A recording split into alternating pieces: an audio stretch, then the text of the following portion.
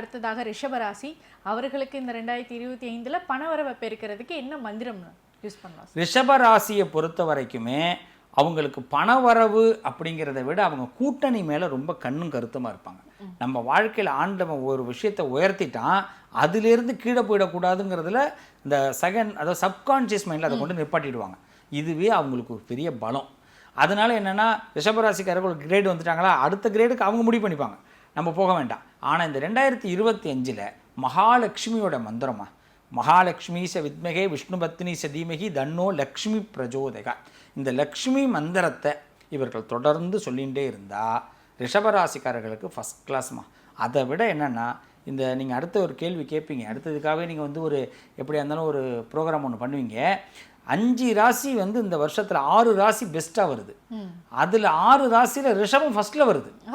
ஆமாம், ஏன்னா சனி பெயர்ச்சி குரு பெயர்ச்சி இவர்களுக்கு சாதகம். மற்ற பயிற்சிகள்லாம் அடுத்து வச்சுப்போம். இவர்களுக்கு ரெண்டும் பெரிய கிரகங்கள், ரெண்டுமே மெயின் கிரகங்கள், ரெண்டுமே சாதகமாக இருக்கிறதுனால இந்த ரிஷபராசிக்கு பணவரவுக்கு தடையே கிடையாது. இதில் அவங்க என்ன பண்ணுவாங்கன்னா, கூட்டணி பேஸ்ன்னு சொல்லுவாங்க. நம்ம யாரையும் நம்மளை விட்டு வெளியில் போயிடக்கூடாது, நம்ம அடுத்த கட்டத்துக்கு போகணும், நம்ம கீழே இறங்கிடக்கூடாது, இந்த தாட்ஸ்லேயே அந்த பணத்தை நேசிப்பாங்க.